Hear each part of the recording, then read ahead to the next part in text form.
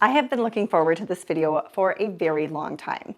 For any of you who are unfamiliar with my channel, I have undergone the all-in journey for the past 3 to 6 months. Now that entails completely giving in to your hunger drive unconditionally until you're fully satiated at each meal, regardless of how much food that consists of. I have also had to completely cut off my exercise in this process, so it has been terrifying nonetheless, but it has taught me a number of things, and I'm going to be sharing those with you today and going over exactly what I have experienced thus far from start to finish. So definitely stay tuned to the end so you can get the full picture and the full benefit of this lengthy, agonizing experience. I need to provide a caveat for this video because I am not a doctor, and by all means make sure you are consulting with your doctor if you have any suspicion that you may be experiencing any form of hypothalamic amenorrhea or relative energy deficiency in sport or just general low energy availability. I feel there's a lot we don't yet know about nutrition, dieting, and weight loss, so I'm going to be putting some very controversial ideas out there in these videos. So make sure you take into context the fact that I am a very type A personality. I am very overachieving and I am very extreme in my personality behaviors. So whenever I take on a task, I do it to a fault, to the extreme. So for instance, when I took on intermittent fasting, I literally did not eat a morsel of food before a certain time every day. And I didn't eat any bite of food beyond a specific time of day. And I was only eating for 6 hours every day, year after year after year, regardless of how shaky and lightheaded and uncomfortable and starved I felt. It was something that the research has shown that was a very healthful behavior. So I continued doing it because I thought I was gaining benefits when actually it was to my detriment. Some other things I was doing, like exercising fasted every single morning. I did not take any rest days, and I was always going above and beyond what my body felt capable of doing because I thought it was important to push yourself. No pain, no gain, all of those awful mantras that we tell ourselves when we're trying to achieve something outside of our comfort zone. Yes, it is important to get outside of your comfort zone, but not to the extreme that I was doing it, and that's what I'm trying to convey in this message. Some other extreme things I had been doing the past few years was I was only eating 2 meals per day, and I was eating very low fat, whole plant foods in those meals. So it was very difficult to get the amount of calories that my body needed to function properly, given all of the exercise I was doing and just the normal amount of calories that we need, especially a woman in their reproductive years. So ultimately, what prompted this journey is the fact that I had been breastfeeding my daughter for 3 years, and when I stopped, I had yet to have my period come back. So beyond that, there were some major red flags. Like, I assumed this all came from the birth of my daughter, but I was having severe urinary urgency and frequency and incontinence, and I had horrible insomnia. My irritability was off the charts. I had an extremely short fuse. I was hangry all the time, and I was completely incapable of keeping myself warm. No matter how many layers of clothing I would wear, no matter how many blankets I would cover myself up in, I could have jumped into a fire and I would still have been freezing. So if you are experiencing any of those symptoms, or if you have experienced any of those symptoms in the past, this may be the reason. When I had finally come out of my denial and admitted to myself that yes, in fact, I am suffering from hypothalamic amenorrhea and relative energy deficiency in sport, or RED-S. So these are things that the doctors I saw were very reluctant to diagnose me with because they felt that I did not fit the bill. They felt that because I wasn't anorexic, I didn't have an extremely low BMI, and I was not an Olympic athlete. They felt that hypothalamic amenorrhea, or HA, and REDS could not have been my particular problem. So just to give some context, my BMI was 19, and for those of you who aren't familiar, you can be at a healthy weight range between 18.5 and about 24.9. Anything above that is considered overweight, and then anything above 30 is considered obese. So these are all very arbitrarily determined in the first place, but we won't get into that in this video. So needless to say, I was incredibly confused how I could possibly have this diagnosis. A doctor finally told me either I'm going to put you on birth control pills to give you synthetic estrogen, because my estrogen, my LH, my FSH, my testosterone, everything was so low that they felt that I had to have HA. Like there was no other explanation. It was very obvious looking back on it now. One of the specialists I was seeing was trying to get me to either take the synthetic estrogen or gain 10 pounds. That was just his approximation based on the weight I had been prior to losing weight a few years ago following the birth of my child.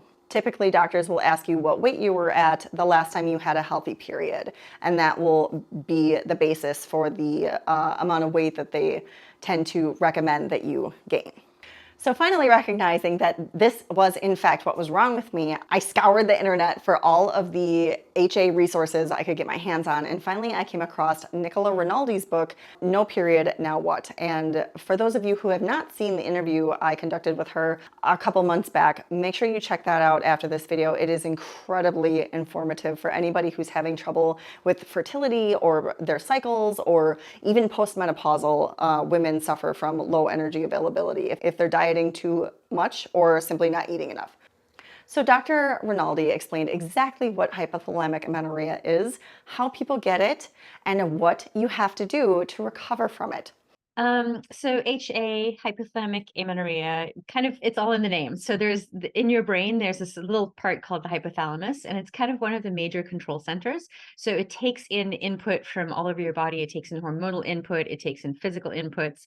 It basically synthesizes them and then sends out signals to a bunch of your other hormonal systems. So it sends signals to your pituitary, to your adrenals, to your ovaries, to your thyroid. So all of those are actually controlled by the hypothalamus. So it's sort of the body's master regulator, and it controls our reproductive system through the pituitary and the ovaries. So the amenorrhea part is missing a period, missing a monthly period. The technical definition is no period for three or more months. That's the definition of amenorrhea. And so it's basically amenorrhea because your hypothalamus is shut down or suppressed. It's sort of part of what's now called relative energy deficiency in sport. So that is sort of a larger cluster of symptoms that all are associated with basically underfueling. Typically, I mean, relative energy deficiency in sport, typically they're talking about underfueling, exercise.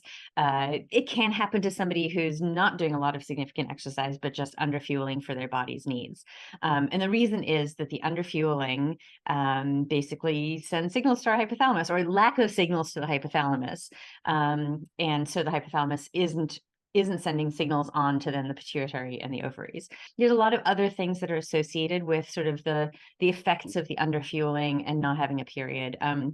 Things like feeling cold all the time, not being able to sleep because you have to urinate a lot at night, waking up hungry in the morning, having a lot of GI issues, no libido, no lubrication. There's also some mental aspects of feeling anxious, sort of the hangry type phenotype. So there's some immune effects. There can be effects on bones. There can be effects on hearts. So there's actually a lot of negative consequences of underfueling for our body's needs. We're consistently encouraged from a very young age to underfuel, to exercise as much as we possibly can. It just sort of creates this disordered relationship with food and our bodies. So essentially, HA is this very normal function that we have in our bodies to compensate when we are in a state of very low energy availability. So we're not eating enough for whatever reason, whether it's intentional or unintentional, or your body is just in a state of having too much stress. So typically this would have really helped us out in ancestral times when we were either in a famine or at war. Our bodies felt that this is not an ideal time to be carrying a child, so it would shut down our reproductive function. Specifically how people get HA, there is a number of different ways. Basically, there's a genetic component, there is a weight loss component, there is a low energy availability component, so not getting in enough fuel for your exercise and your daily activities, but also over-exercising. And the last thing is just stress in general. If you're experiencing some kind of severe trauma or negative life event, your reproductive system could shut off and your hypothalamus would be suppressed.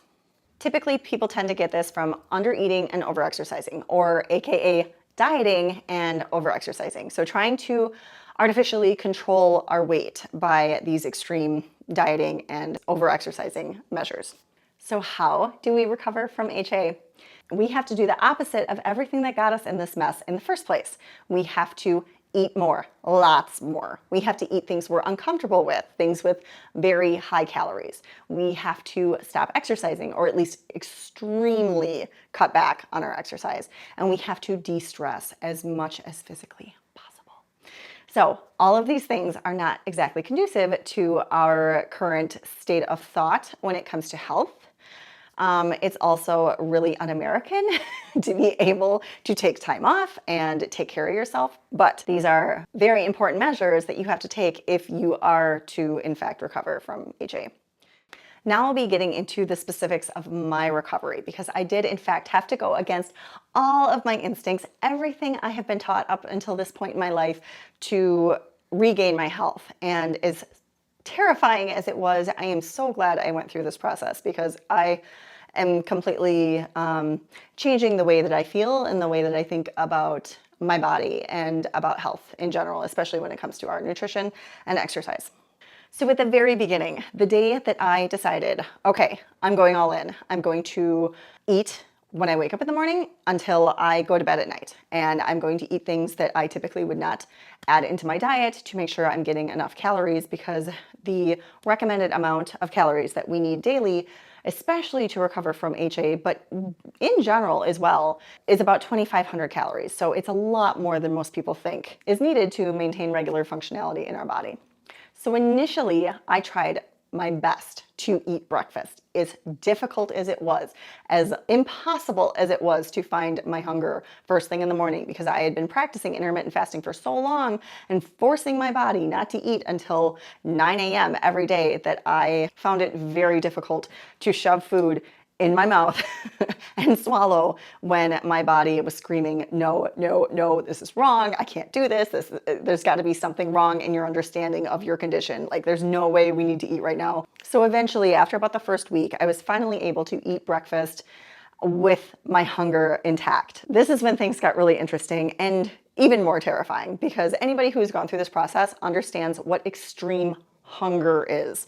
Now, we are not talking I skipped breakfast, so I'm a little hangry. This is like you just got done eating Thanksgiving dinner and you feel like you could eat another one or 3 more of the same dinner. So no matter how much you eat, you feel like you didn't even take a bite. You are a bottomless pit. You just eat and eat and eat and eat. It doesn't matter if you're eating at McDonald's. It doesn't matter if you're eating potatoes. You cannot satisfy yourself by any means of the word.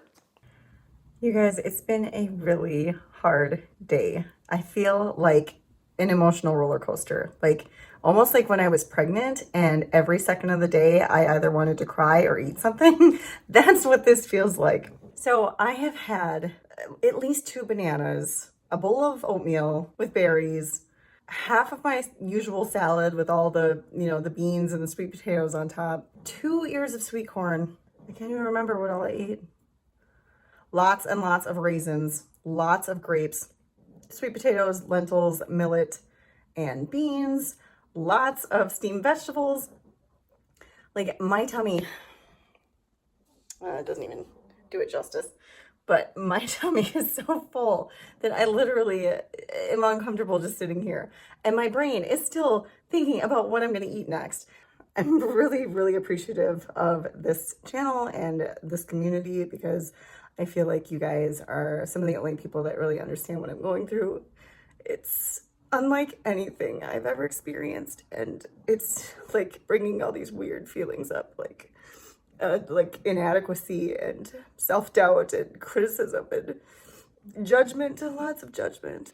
So at this point, I would eat a full breakfast immediately when I woke up, typically some kind of oatmeal. And then before lunch would even come close, I would eat another meal, and then I would have lunch, and then I would eat another meal before dinner, and then typically another meal following dinner. So I was eating upwards of 4,000 to 6,000 calories per day. And this is actually quite common for any form of recovery when it comes to starvation.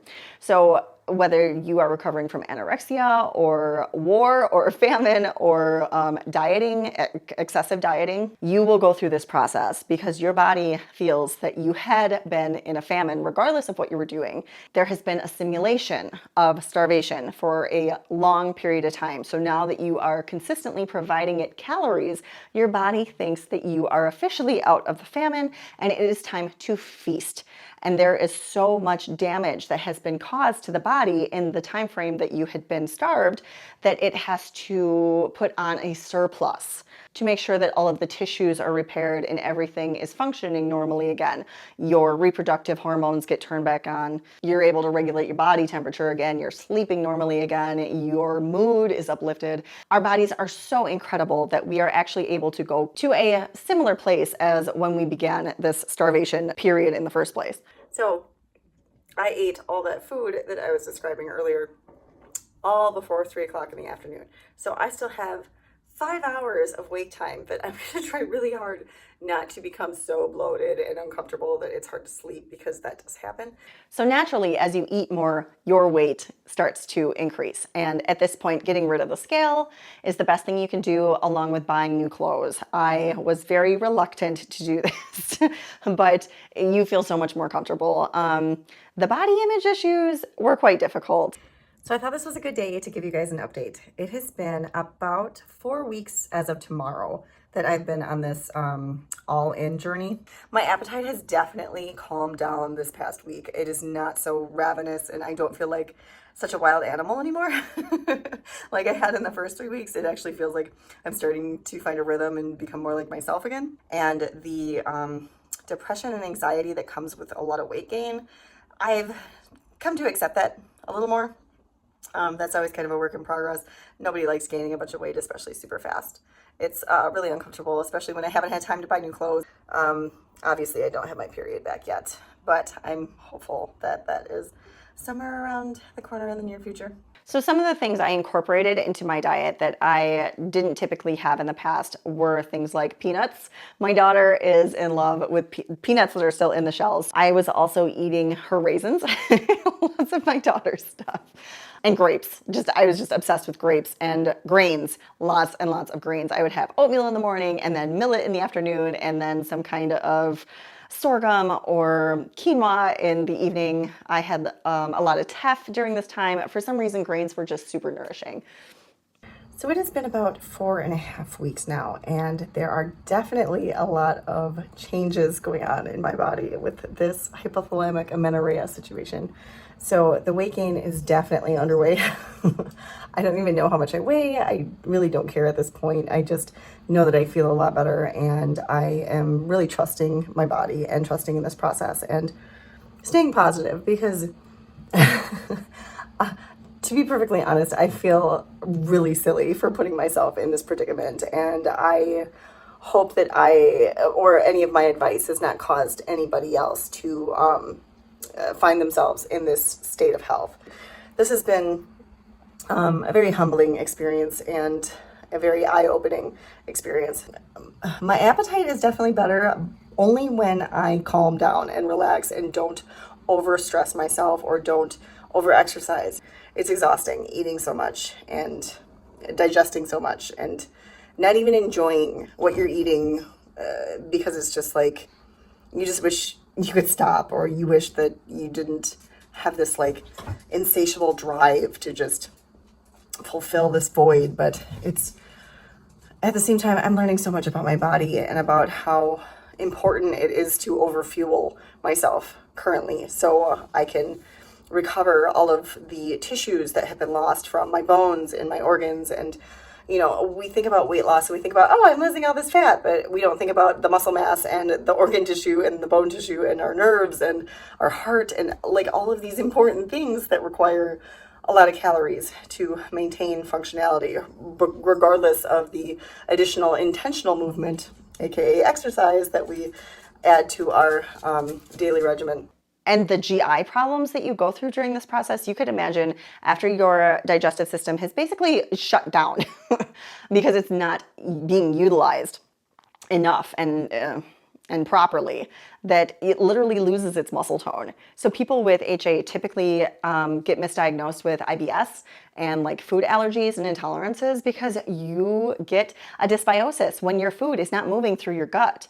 You get constipation, you get bloating, and I suffered from all of these things. It was so embarrassing to go through this process because it felt very similar to what I went through when I first got diagnosed with celiac disease. Like my bowel problems were all over the place, and all you had to do was just endure. There's absolutely no other way through this process. You just have to endure, and you just have to live with the symptoms. And I was taking a probiotic the entire time, but it really didn't seem like it made a difference.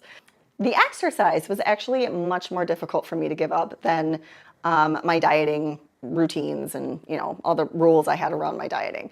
First, I just cut down a little bit on the intensity, but I kept going to the gym and doing my strength training workouts, and I would walk for at least an hour and a half every morning, but I was no longer doing it on a fasted stomach, so I thought everything was okay, and my body was very clear, and it was communicating very apparently that I was not doing what was in the best interest of my body. Because first of all, it's unproductive. You are trying to put on weight. You are trying to show your hypothalamus that everything's safe, that you can go back to functioning again. But if you are constantly suppressing the hypothalamus with cortisol, because that's exactly what intense exercise does. Not that walking is intense, but the other exercise I was doing was pretty intense.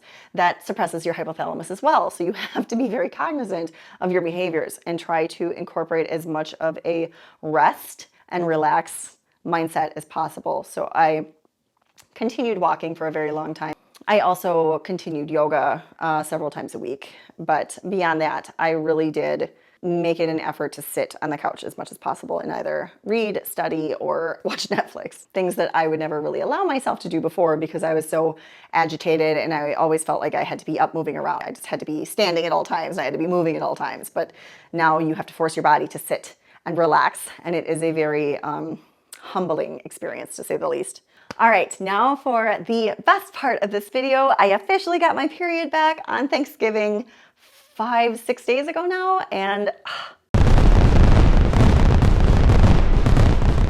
I could not be more ecstatic. This only took me 12 weeks, even though I fought it all along the way with terrible body image issues and isolating myself because I was embarrassed to go out in public. And I am so happy and proud of myself for getting to this point because I have gained 30 to 35 pounds, and my body fat percentage was at about 11% when I started this journey, and I have not got it retested, but I'm sure it's at a healthier range. Otherwise, I wouldn't be cycling. So typically a woman, and this varies, so make sure you do your own research on this.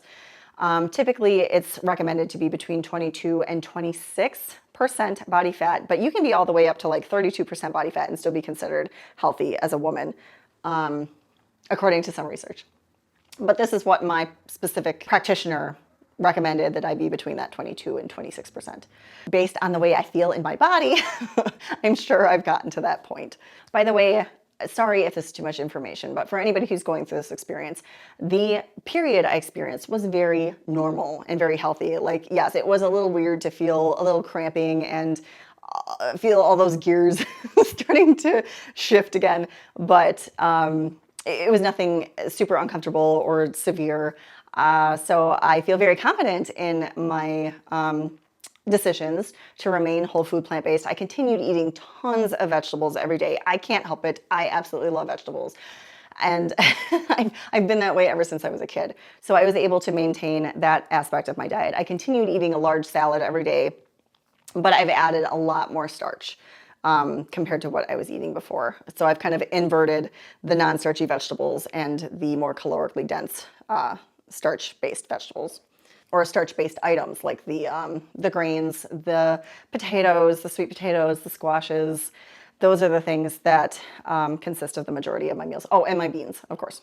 So now that I have recovered my first period, it's a huge relief, but at the same time, I feel like the journey has just started into this next chapter, because now I really have to baby my hypothalamus just as much as I had the past few months. I have to continue maybe walking 30 minutes a day instead of my usual hour and a half. And I have to continue relaxing and sitting on the couch as much as possible, as well as maintaining my meals. So I absolutely have no desire to go back to doing what I was doing with my restricted mindset around food.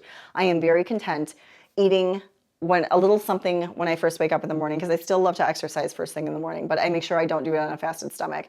So I might have like a banana or some sweet potatoes, or sometimes even a bowl of oatmeal, depending on how strenuous the activity is or how hungry I am in the morning. I am at a point now where I'm able to recognize when I'm hungry, like real hunger, instead of this toxic hunger that some plant-based doctors always talk about. If you are lightheaded and if you are shaking and if you feel like you're going to pass out, or if you're super irritable, eat something. Your body is trying to communicate with you. We don't have to be constantly fighting our hunger drive. It's just your body's natural way of telling you, hey, your glucose is super low and I'm going to start having to compensate in other areas of the body if you don't start giving me some calories. So being able to get back in touch with my hunger cues and making sure I give in to those hunger cues every time my body is telling me my glucose stores are getting low and it needs to be replenished. I prefer to keep, I know I say I got rid of all my rules, but still I'm still kind of holding on to a few of them. Like, I don't like to eat super late at night. So I continue keeping about 2-3 hours before bed every night, with trying not to eat during those hours so I can go to sleep without a bunch of food in my stomach. But my meals are definitely smaller and I eat them more frequently throughout the day, as opposed to eating 2 ginormous piles of food. I'm so glad I don't do that anymore. My blood sugar is definitely happier with smaller, frequent meals. So anybody who has been in this condition understand that regardless of the fact that I finally got my first period, I have to be super, super vigilant about maintaining these behaviors that I have been carrying out the past 3 months into the next 3 months to make sure I get at least 2 more periods that are very regular. It's so easy for people to jump back into their old exercise regimen and back into their old dieting patterns, but it's so much more important to stay on this path and show your hypothalamus and the rest of your body that you are in fact recovered. There's no reason to suppress any of the normal chemical messaging. But unfortunately, from here on out, I have this predisposition to reacquire this condition. So I have to forever be very careful of my dieting and exercise to make sure I don't get this again. Because once you have developed hypothalamic amenorrhea, it is incredibly easy to get it again. So for anybody who is maybe experiencing this, make sure you take that into account. So the moral of the story, or some main takeaways that I would love to provide you guys with all of the crap that I have just endured over the past 3 months, I feel it is so important to stop fighting our bodies, stop beating them up because we feel like they are not being submissive enough to to what we want them to do. Like, we're constantly fighting our hunger drive and telling ourselves, like, thinking there's something wrong with us because we're hungry all the time. If you're hungry all the time, eat something, then you won't be hungry all the time. If you're eating truly whole food, plant-based items, the foods that your species is designed to eat, you cannot go wrong listening to your hunger drive. If you are eating artificial foods, or if you're eating a lot of animal products, yes, you can get artificial cravings. So if that is the case, you may have to be a little more diligent and a little more intuitive about your hunger signaling. But if you are eating whole food, plant-based, and there's no junk in there, you can let go. You can feel comfortable listening to your hunger drive. Also, if you have to put extreme amounts of effort into maintaining your physique, it's not the physique that your body was meant for. It should be effortless to exist in the body that you're in. If you have to constantly be cognizant of what you're eating, when you're eating, how you're eating, whether or not you're satisfied, what your hunger drive is telling you, like, and if you're constantly thinking about this all the time and it's pushing out other areas of your life that may be more beneficial for your mental health, then perhaps it's time to let that go as well and just kind of be in the body that you were given before there is irreparable damage caused by all of this low energy availability. Being in a state of constant starvation and a constant calorie deficit and a state of hypoglycemia all the time is really detrimental to your cognitive function, to your bones, to your liver, to your heart, to your happiness and your ability to enjoy life. I really hope this video was helpful. Make sure you guys give it a like and subscribe if you are interested in learning more about this experience. I am definitely changing my messaging and my approach to my health coaching. And I'm still currently working with clients to help them lose weight, but in a much more sustainable and healthful manner. It's more of being a side effect and a byproduct of healthful living than it is making sure you're eating at certain points of the day and making sure you eat this food at this time, but not at this time, and add this with your food, but not this. And it's too much. So I have simplified my approach and I have made it much more conducive to a functional lifestyle. So if you are interested in working with me to come to a happy place with your body and your weight, I am always offering free consultations. You can click the link in the description box below. All right, guys, I hope you enjoyed this video. I will see you again shortly.